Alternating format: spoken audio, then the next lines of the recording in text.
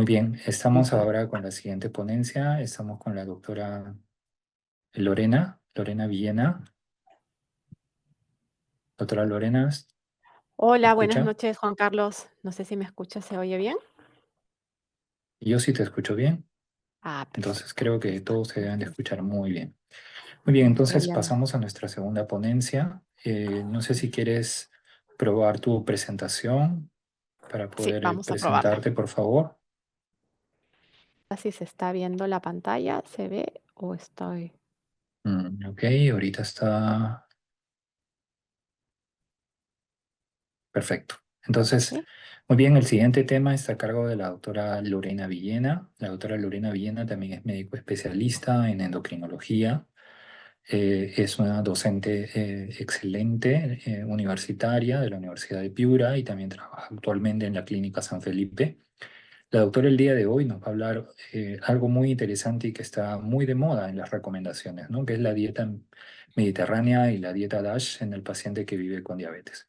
Entonces, sin más preámbulos, la dejo a la doctora Lorena con la siguiente presentación. Muchas gracias, Juan Carlos. Agradezco a cada uno de ustedes por estar presentes esta noche, por su interés en educarse, en aprender. Y vamos a tratar de avanzar un poquito con la presentación. A estas horas de la tarde-noche ya probablemente muchos estemos un poco cansados. Em, Vamos a desarrollar un poco este tema tratando de ser lo más práctico posible, porque sé que mucho resuena el tema, todo el mundo sabe o conoce o ha escuchado alguna vez hablar de dieta mediterránea y dieta DASH. No sé por qué ahí están los conflictos de interés. Vamos a comenzar esta charla recordando esta frase que nos mencionaba Hipócrates, ¿no? Que tu medicina sea tu alimento y el alimento tu medicina. Esto haciendo un poquito alusión que parte del tratamiento cuando nosotros vamos a abordar un paciente que vive con obesidad, no solamente se trata de un prescript rápido de darle una medicina y decirle, bueno, ya está, hay que cumplir esto, sino que parte del tratamiento incluye también la terapia médica nutricional y la terapia conductual, ¿no? Porque es parte, digamos, de lograr esos objetivos que muchas veces nos proponemos al tratar a los pacientes que hoy viven con diabetes. Entonces, desde sus orígenes, la dieta mediterránea, en realidad, nos hace alusión, no solamente debemos imaginarnos como acá les puse la imagen, ¿no? No un conjunto de alimentos que se agrupan y que se determina de qué manera se van a combinar y se van a dar a los pacientes y en qué cantidad y cómo, con qué frecuencia, sino más bien debemos recordar que la dieta mediterránea viene desde un compartir, desde un, vamos a decir, como nos sentamos a la mesa, compartimos, nos reunimos, pasamos un momento agradable.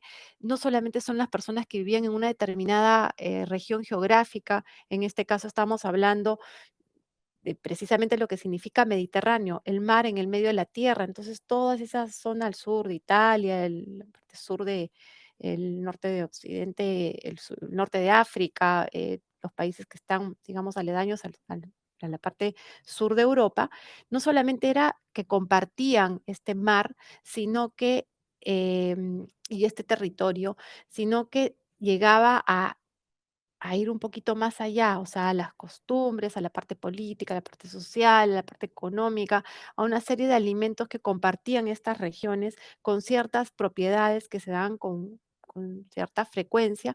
Y se vio que en algunos estudios incluso se menciona que esta zona tenía como mejores curvas de sobrevida y menos mortalidad. Entonces, a raíz de todo esto, se empieza a observar y en los años 50, 60 ya se empieza a hablar de un patrón dietético, de una forma de preparar alimentos que incluyen una serie de alimentos que dependen un poco de la estacionalidad, en cierta frecuencia, en cierta forma de darlos, en cierta forma de cocinarlos, de prepararlos, que hace que todo este concepto hoy en día se conozca como dieta mediterránea y no es por nada patrimonio cultural y no de la UNESCO, ¿no? Entonces, hoy en día es una forma, es una filosofía, una forma de comer que no solamente debemos pensar en alimentos, sino en reunirse, y que incluye una serie de, de prepararlo, ¿no? ¿Y en qué consiste precisamente esta dieta mediterránea? En la forma de preparar los alimentos, cómo se adereza, cómo se condimenta, en el consumo de ciertos productos, por ejemplo, mariscos, pescados en moderada cantidad, en cierta proporción de lácteos fermentados, en bajo consumo de carne, sobre todo bajo consumo de carnes procesadas o carnes de res, por ejemplo, sí se puede consumir en más cantidad, preferencia por carnes y aves de corral y de conejo. Bajo consumo de alimentos procesados como panadería industrial, acá sí siempre vamos a estar en la pirámide, sobre todo en la parte de arriba, y al consumo moderado de vino tinto, tomado especialmente a la hora de las comidas. Entonces, es ese disfrute, es ese momento de consumir estos alimentos con en cierta cantidad, con ciertas raciones y frecuencia, pero finalmente hace que este comer, este concepto se traduzca en dieta mediterránea. Y si tuviéramos que resumirlo un poquito, es un patrón de dieta caracterizada por baja ingesta de carnes rojas, alto consumo en frutas, verduras, legumbres, aceite de oliva y frutos secos, que creo que me había olvidado que eso es una parte principal de la cantidad. Entonces, la base de la pirámide está sustentada sobre el disfrute, la actividad física, el compartir con otros, los diferentes alimentos que tienen que ver con frutos, vegetales, aceite de oliva y granos. Cuando hablamos de aceite de oliva, incluso se puede decir, bueno, es lo que se consume 1 litro a la semana, que creo que en nuestra población peruana muy poquitos podrían llegar a esa cantidad, porque también hay que ver el aspecto económico.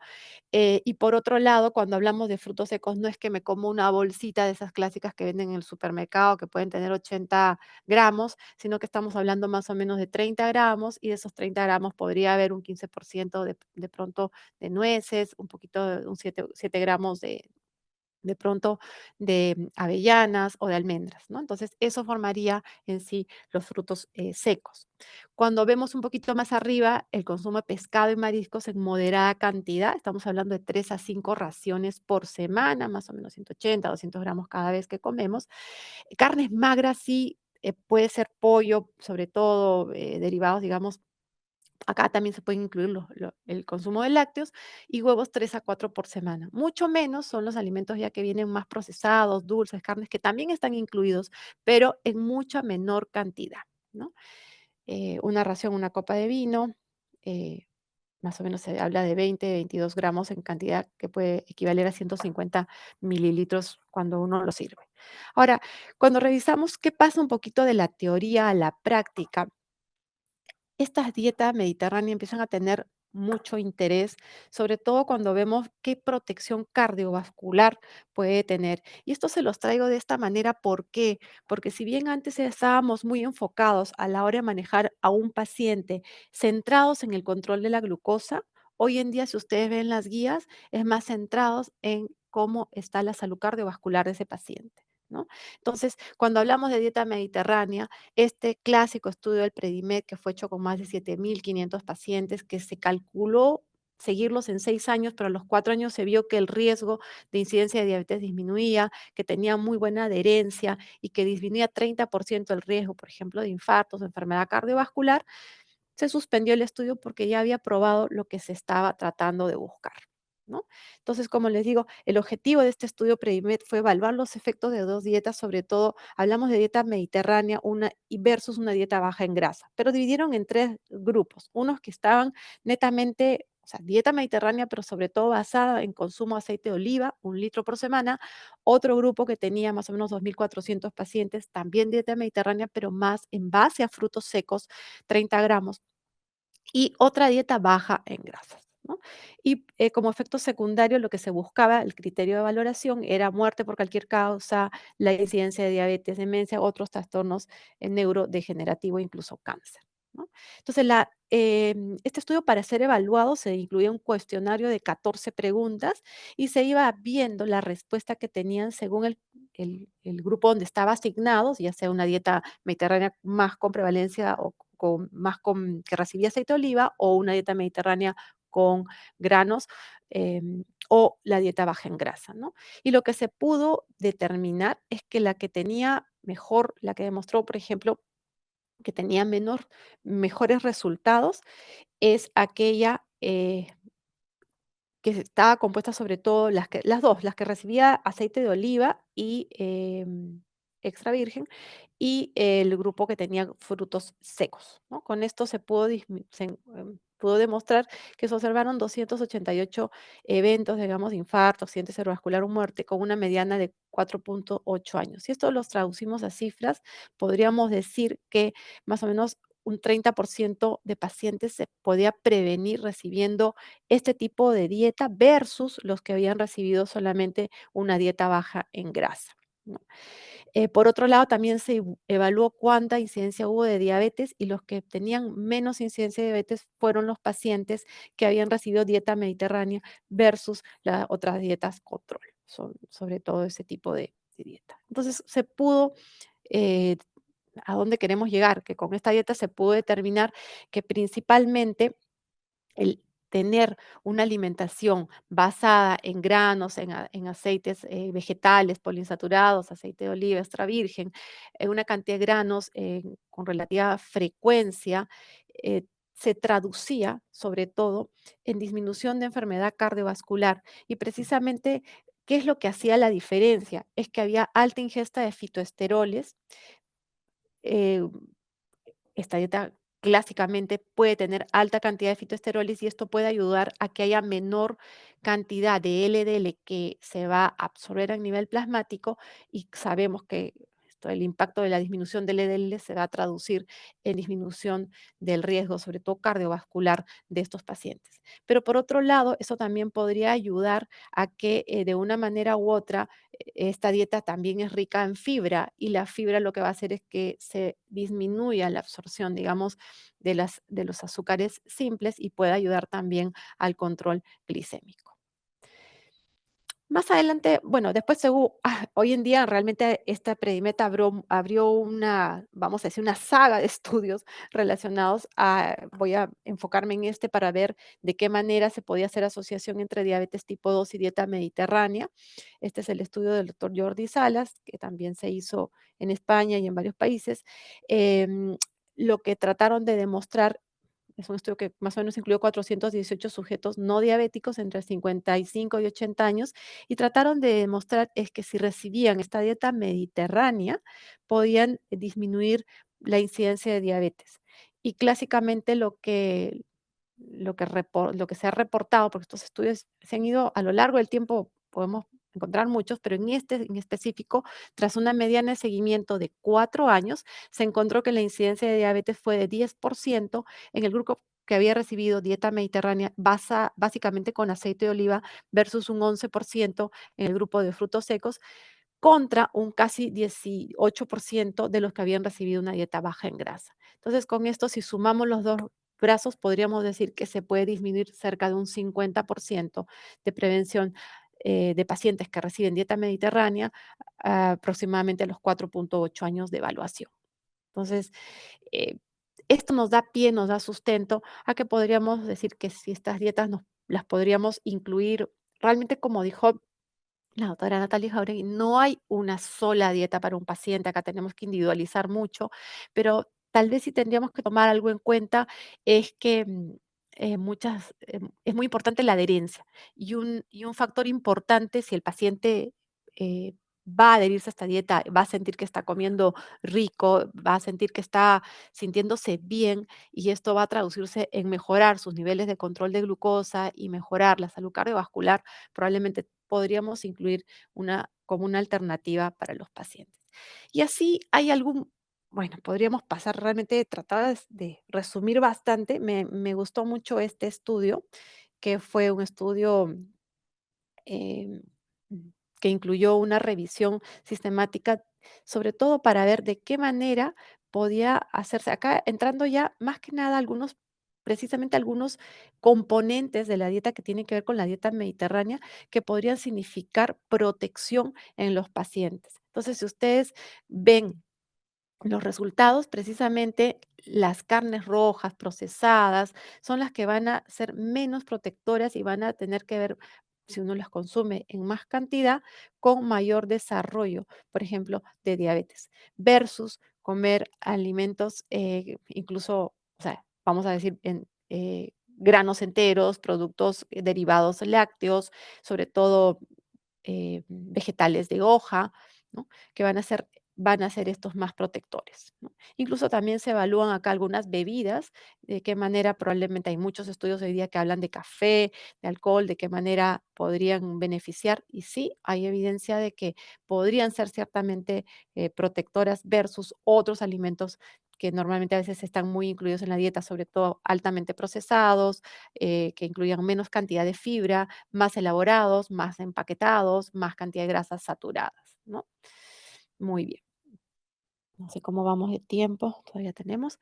Em, este es otro estudio que evalúa también el efecto de la dieta mediterránea, como dijimos, es más un estilo de este patrón y la cantidad de medicación que necesitan los pacientes que son recientemente diagnosticados con diabetes y se logra al demostrar, este fue un estudio que incluyó luego de 4 años, el 44% de los pacientes que estaban con diabetes y que tenían una dieta mediterránea requerían además medicación, versus un 70% que podía ser una dieta incluso baja en grasa, pero que no necesariamente era una dieta mediterránea, ¿no? Entonces, con toda la protección cardiovascular que esto puede incluir, ¿no? Específicamente cuando hablamos de, por ejemplo, cuán controlado está el paciente y si la hemoglobina glicosilada es un objetivo de tratamiento, podríamos ver un poquito este resultado de este estudio que demostró, esto es un estudio cruzado que se hizo para investigar el impacto de la dieta mediterránea sobre el control metabólico y el riesgo cardiovascular en diabetes. No fue un grupo muy representativo, o sea, fueron poquitos pacientes que tenían entre 47 y 77 años, se aleatorizó, se les dio una dieta Libitum, dieta libre y además una dieta alternativa, y los que recibieron dieta mediterránea libremente, se pudo ver que la hemoglobina glicosilada llegó a la meta, eh, y más o menos podíamos decir que en este grupo llegaron, o sea, a disminuir un casi 1% de valor, digamos, de hemoglobina glicosilada. Entonces, de esta manera se está traduciendo de qué manera, eh, como les dije hace un rato, podríamos revisar, hay muchísimos estudios, se trata de hacer un poquito de resumen, pero si queremos hacer un poquito acá de resumen, es que la dieta mediterránea sí jugaría un papel importante, no solo por la importancia que tiene en disminuir el riesgo cardiovascular, que eso ha sido demostrado por los diferentes estudios, en este caso el Predimed, sino además porque podría ayudar a controlar mejor los niveles de glucosa, la hemoglobina glicosilada, ¿no? En los pacientes. Ahora vamos a pasar un poco a esta dieta DASH que, bueno, tiene ya varios años también, que inicialmente se empezó primero con el objetivo primordialmente de ay, se corrió. Primordialmente se hizo para poder demostrar de qué manera podía esta dieta baja en sodio repercutir en el control de la presión de los pacientes. Y precisamente este es un programa, en realidad la dieta DASH consiste en recomendaciones dietéticas para detener la hipertensión y dentro de estas recomendaciones de este patrón de dieta que también, como vimos, es de pronto muy parecida a la mediterránea, pero acá la gran diferencia es la restricción de sodio. Incluso hay algunas que son como más estrictas por la cantidad de sodio que se le debe dar a los pacientes, ¿no? Y precisamente cuando hablamos de pacientes con diabetes, sabemos que podemos revisar acá las cifras y algunos podrían tener de pronto el pool, la cantidad de pacientes diabéticos podría tener un 50% hipertensión, en otras series 40, 47, pero lo cierto es que muchas veces los pacientes con diabetes, que viven con diabetes mayores de 18 años, sufren de hipertensión. Entonces, ¿de qué manera la dieta DASH podría ayudar a controlar la presión arterial y a ver qué impacto podría tener en la glucosa, ¿no? Entonces, esta clásica dieta DASH está más que nada establecida con una alta cantidad y proporción de porciones al día de granos, 6 a 8 raciones, gran cantidad de vegetales, sobre todo de hojas verdes, frutas, 4 a 5 al día, que a diferencia de la mediterránea, esta tiene más cantidad, y esto precisamente va a dar la cantidad, digamos, la cantidad de sodio, potasio que podríamos necesitar para poder cumplir los requerimientos de esta dieta. Por otro lado, los lácteos descremados, 2 a 3 raciones al día, menos de 5 porciones a la semana de dulces. Acá se parecería bastante a la dieta mediterránea. Y en cuanto a lo que se refiere a porciones de carne, pollo, pescado, también son menos de 6. Entonces, algunas recomendaciones cuando se va a indicar este tipo de dieta. Si bien en la pirámide probablemente esta dieta pues está llena de vegetales, de hoja verde, muchas frutas, muchas verduras y se va restringiendo después el consumo de carnes, también tiene alta cantidad de por lo menos 3 raciones de lácteos, sobre todo descremadas, lo que proponen es bajar la cantidad de sodio a menos de 2.300 y cuando ya es más exigente, porque hay otra dieta DASH como un poco con objetivos más exigentes, menos de 1.500 miligramos, pero cuando vamos a 2.300 hacen algunas recomendaciones, ¿no? Por ejemplo, retirar el salero de la mesa, primero probar el alimento antes de ponerle sal. Muchas veces nos sentamos a la mesa y lo primero que hacemos es ponemos sal. No hemos probado, pero ya estamos ahí porque decimos, bueno, probablemente le va falta sal. Y una manera de poder disminuir la cantidad de sal y la ingesta de sodio, digamos, en los alimentos, es sazonarlos con hierbas, especies, en lugar de utilizar sal. Y acá también se puede añadir limón, vinagre, por ejemplo, en el caso de las ensaladas. Importantísimo los productos que vienen enlatados, procesados. Y esto quiero que se lo lleven así, muy importante. ¿Por qué? Porque, por ejemplo, uno podría cocinar un poco de habas o de, no sé, de arvejitas y de repente vamos a tener menos de 5 gramos, o sea, o la cucharita que le echemos de sal podría tener de repente hasta 5 menos de 5 gramos en total, que esto podría representar 2.300 miligramos de sodio, por así decirlo, pero cuando estas arvejitas vienen enlatadas, probablemente se van a 300. Lo mismo pasa con los tomates, por ejemplo, cuando uno los cocina, cuando uno compra una lata de tomates podría tener casi 400, 500 miligramos. Igual pasa, por ejemplo, si compramos unas, no se me ocurre ahora, a ver, unas, no digo nueces tanto, pero maní, podemos comprar un maní sin sal y probablemente va a tener 10 a 12 miligramos, poquito, pero ese que viene con sal, probablemente tiene 300, 400 miligramos y solamente hemos comido eso, sin contar toda la alimentación o los alimentos que vamos a considerar en un plan de un régimen de un día, ¿no? Entonces es muy importante revisar las etiquetas de los alimentos para comprobar el contenido de sodio, optar por alimentos que contengan menos del 5% del valor diario del sodio, preferir versiones de alimentos bajas en sodio y reducir los alimentos que contengan, sobre todo encurtidos, embutidos. Los quesos también pueden llegar a tener alta cantidad de sal, ¿no? Estas son algunas recomendaciones. Para ir un poquito a los estudios, eh, cuando damos una dieta DASH, por ejemplo, en este estudio se evalúa el efecto del sodio en pacientes de qué manera puede intervenir en el control de la presión en pacientes hipertensos que tienen diabetes, ¿no? El objetivo era darles una dieta DASH y ver de qué manera se modificaba la presión arterial en este paciente.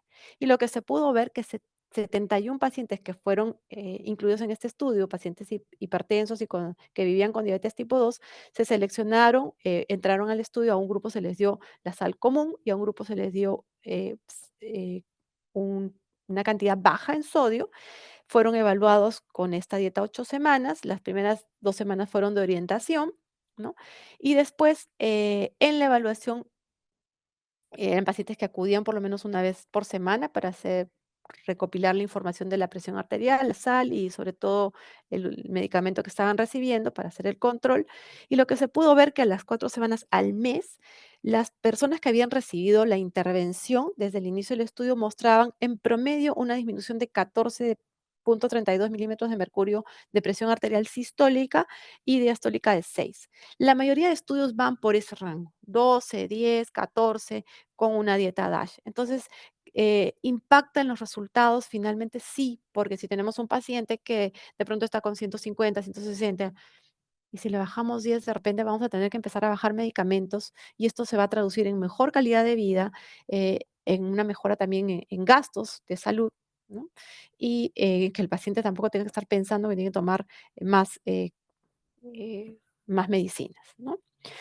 Em, por el lado de pronto del control de glucosa en los pacientes con diabetes y que vienen con diabetes y que tienen hipertensión, precisamente estos alimentos que son la base tanto de la dieta DASH como de la dieta mediterránea, es por la cantidad de pronto de polifenoles, antioxidantes, la cantidad de fibra que tienen, que van a ayudar de una manera, es como una cascada, porque si hacemos un buen control glicémico, vamos a disminuir, vamos a, si bajamos al paciente de peso, vamos a disminuir la carga de ese estado de grado bajo de inflamación, vamos a disminuir la disminución de citoquinas inflamatorias. Esto va a traducir directamente en la placa aterosclerótica y finalmente va a traducirse en disminución de riesgo cardiovascular. Y así podemos abrir una serie de estudios y ver de qué manera impactan este tipo de dietas que tienen un alto contenido, sobre todo de vegetales, sobre todo frescos, de granos, de legumbres. Va a ser precisamente por esos mecanismos, ¿no? O sea, evitando un poco o en lo posible carnes rojas, procesadas, bebidas artificiales, azúcar, y esto va a impactar directamente en el mejor control glicémico del paciente en general, ¿no? No los quiero aburrir con la cantidad de información que hay, pero este estudio fue interesante porque también evaluó una serie de metaanálisis y lo que puede demostrar que para el mejor control, digamos, de estos pacientes, a la hora que evaluamos de qué manera los alimentos intervienen. Esto es ya como haciendo un, un paraguas de lo que hemos revisado hasta acá. Es que precisamente quiero que se Bastante. lleven hoy esto, ¿no? Esos alimentos que tienen carnes procesadas, que tienen mayor cantidad de carnes rojas, huevos, se sugiere 3 4 por semana. Bueno, hoy en día se pueden consumir, muchas veces consumimos más, pero sobre todo evitemos de pronto podría tener mayor impacto a los pacientes que tengan colesterol alto, aunque hay estudios que de pronto digan que no, pero lo que se ha demostrado que precisamente los alimentos que son más procesados, los que son más enlatados, van a tener más cantidad de grasas saturadas, van a tener mayor cantidad de contenido de sodio, versus los productos que tengan granos enteros, que tengan un gran aporte de aceite de oliva, frutas, vegetales, son los que más van a proteger para desarrollar el riesgo, por ejemplo, de una diabetes, ¿no? Entonces, y esto se traduce en los componentes que precisamente tienen estos alimentos, ¿no? Son los que van a tener mayor cantidad de grasas poliinsaturadas o monoinsaturadas versus los alimentos que sean mucho más procesados, que van a tener mayor cantidad de grasas saturadas y también menor cantidad de fibra. Y esto se traduce finalmente en la fibra vegetal, en los flavonoides que tienen, en el aporte de magnesio. Esto sí me llamó bastante la atención porque por lo menos son 100 miligramos de magnesio, tendría al parecer un efecto protector, ¿no? Que a veces hoy en día están muy de moda los suplementos, muchas veces decimos que no, pero generalmente esto tranquilamente se puede, em, digamos, suplir o sea, con la recomendación esta dietética tranquilamente se puede dar consumiendo unas 3 2 a 3 o sea, si tenemos 5 entre frutas y verduras, probablemente llegamos a esa cantidad de magnesio que deberíamos llegar, ¿no? Para poder cumplir las recomendaciones dietéticas diarias. Bueno, este es más parecido. Entonces, para ir cerrando, la dieta en realidad DASH es más un plan de alimentación, es un enfoque dietético, son recomendaciones que se hicieron para detener la hipertensión.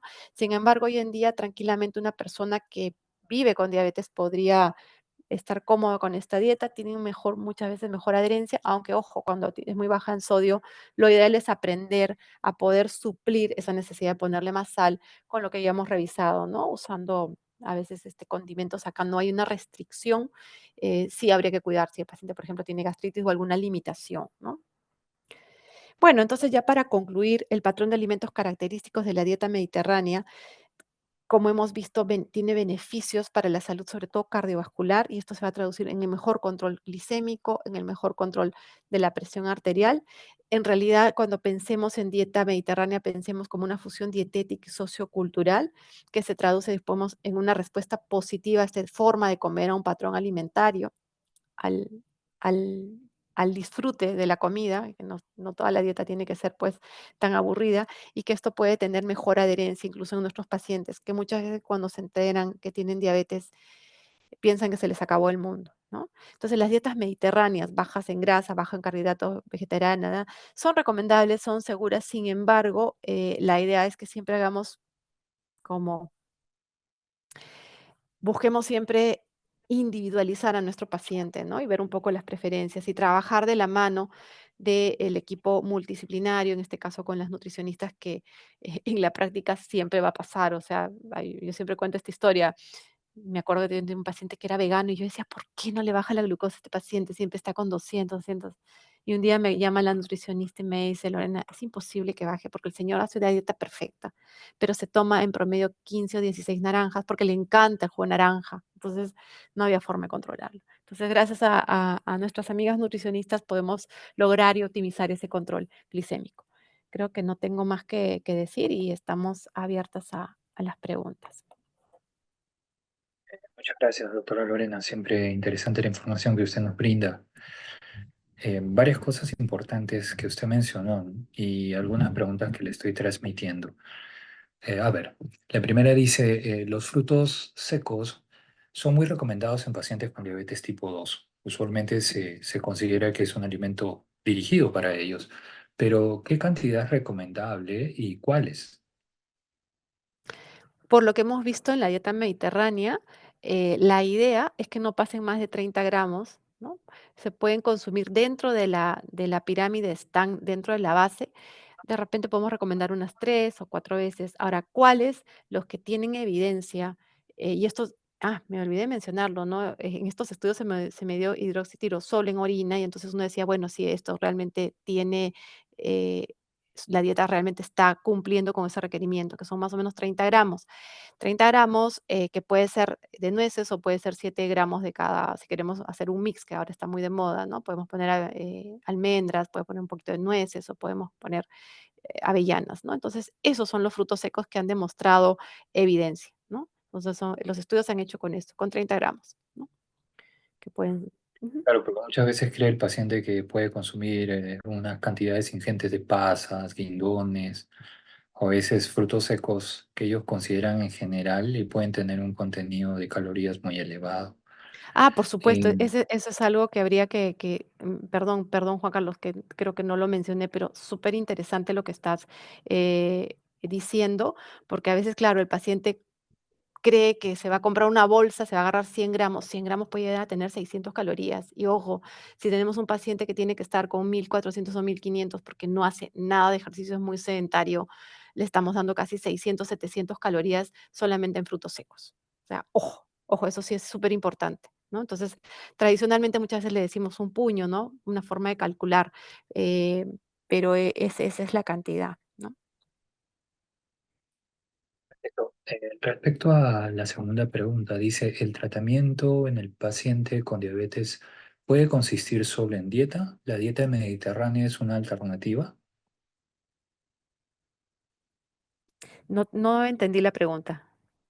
Si solamente es dieta el tratamiento en el paciente con diagnóstico de diabetes. Cuando nosotros, a ver, en la evolución, digamos, del tratamiento, antes siempre se preconizaba y se decía dieta, generalmente cuando recién diagnosticábamos diabetes. Hoy en día vemos que tenemos que ser mucho más proactivos. Es parte de la terapia médica nutricional. Es muy raro que un paciente con diabetes solamente se pueda manejar con dieta. Es muy, muy, muy raro, ya que cuando el paciente es diagnosticado con diabetes, ya los mecanismos de secreción de insulina, la insulina probablemente no está trabajando bien o ya es insuficiente. Entonces, en- y el control muchas veces de glucosa varía minuto a minuto. Entonces nosotros nos tenemos que asegurar tenerlos en un tiempo en rango y para eso necesitamos monitorizarlos. Entonces es parte importante del tratamiento, es uno de los pilares, pero no podemos solamente pensar en una dieta. O sea, primero nos vamos a establecer las metas y de acuerdo a eso vamos a ir viendo con qué dieta le va bien y con qué fármacos nos vamos a apoyar. Pero sí sería probablemente erróneo decir solamente voy a tratar a un paciente solamente con dieta. Es muy, muy, muy, más que nada es riesgoso porque no sabríamos, el paciente muchas veces no los tenemos en monitoreo continuo todo el día y no sabemos realmente cómo está. Yo hace poco veía un paciente y me decía, ahora desde que me he colocado el monitor, estoy aprendiendo a comer, porque me doy cuenta cada vez que como qué alimentos me están subiendo más y de esa manera estoy cuidándome un poco mejor.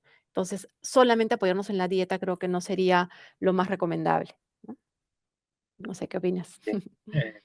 Bueno, puntualizar ahí dos cosas sobre nuestra audiencia, ¿no? A veces los médicos de atención primaria tienen un poco restringido el acceso a cierto tipo de controles. La autora mencionó el hecho del uso del monitoreo continuo, que es una herramienta que hoy en día existe para el control permanente durante un periodo de tiempo que usualmente es 15 días en los pacientes diabéticos, pero pues muchas veces nuestros pacientes están al alcance del control con un glucómetro o muchas veces con el control venoso que pueden tener en su cita, que pueden tener una vez cada mes, una vez cada 15 días, una vez cada 3 meses. Entonces, sobre ello es muy importante las recomendaciones de dieta que se les puede dar y que ellos deben de seguir. Una pregunta más, doctora. Se mencionó sobre las carnes rojas y a veces esa recomendación es un poco difícil por el tipo de alimentación que se come en nuestra población. Entonces, ¿se deben restringir totalmente el consumo de las carnes rojas? En todo caso, ¿cuál es la diferencia entre el consumo de las carnes rojas y el pollo o el pescado? Muy buena pregunta. Dependiendo un poco, volvemos a lo mismo, hay que individualizar cada paciente, pero si es un paciente diabético que vive con diabetes, que requerimos controlarlo mejor, y sabemos que la diferencia en realidad los diferentes tipos de carne, bueno, hay varias diferencias, pero probablemente una de las más importantes es la cantidad de grasas, sobre todo saturadas, que pueden tener, que estas directamente van a impactar en la salud, porque son grasas obviamente que son grasas que directamente tienen relación con mayor posibilidad de elevar los valores de colesterol, y esto se va a traducir en el aumento del LDL, en el aumento de inflamación, en la posibilidad de hacer una placa aterosclerótica y mayor riesgo de infartos. La cantidad de grasa que tiene la carne roja es dentro de las fibras musculares, generalmente es un porcentaje mucho mayor comparado a una carne de un ave de corral o una carne de pavo o de pollo, e incluso acá quisiera recalcar un poquito de pronto el mismo lomito de cerdo, que es un color más intermedio, no es una carne roja roja, pero podría tener incluso menos cantidad de porcentaje de grasas saturadas. Entonces tienen más cantidad de grasas saturadas y tienen muy poquita cantidad de grasas monoinsaturadas y poliinsaturadas, que son las grasas que eh, van a ser son mejores, digamos, para nuestra salud, ¿no? Y esto podría, pues, traducirse directamente en las concentraciones de LDL y la cantidad de efectos agregantes y que pueda haber, directamente en la placa, ¿no? Ujú. Eso es muy importante porque en nuestra población el consumo de chicharrón es bastante frecuente, Ujú. ¿no? Claro, y ahí estamos sí hablando de grasa, grasa, grasa. O sea, acuérdense siempre la cantidad de grasa, o sea, incluso, o sea, cuando nos comemos los pellejitos, la parte de la piel del pollo, esa es la cantidad que tiene más cantidad de grasas saturadas y ahí directamente eso sí va a impactar. Esa es la gran diferencia. Que uno podría hacer una dieta sin carne, probablemente sí, pero hay que suplir sobre todo algunos aminoácidos esenciales que pueden estar en estas, ¿no? Entonces, más que nada, por ahí iría el mayor problema, ¿no?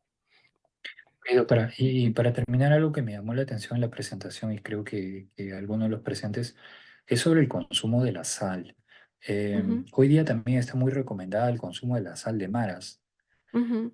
¿Hay alguna diferencia con la sal de cocina o la sal regular?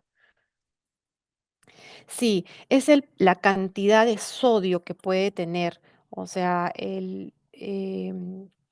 una cosa es los gramos de sodio, los gramos de sal en sí que nosotros podemos tener, y una cosa es el porcentaje de sodio, porque la gran diferencia en cantidad es, sobre todo son los otros componentes que podrían tener. O sea, si hablamos, por ejemplo, que podría haber 99% de contenido en sodio, la sal de maras de repente tiene un 96% y otros contenidos y otros elementos más. O sea, esa es básicamente la gran diferencia. Y la otra cosa importante es que la sal de cocina, la clásica que usamos, es una sal que es yodada, precisamente para evitar la insuficiencia o la deficiencia de yodo que pueda haber en la comida. Entonces, las zonas que son más aledañas al mar, que podrían tener menos acceso a los productos de pronto marinos, a menos cantidad de los productos que tienen más alto contenido en yodo, recordando que debemos consumir 150 microgramos de yodo, esta sal que está, digamos, no, que está exenta de esta yodación podría darnos problemas, trastornos de disfunción de pronto, este, tiroidea, ¿no?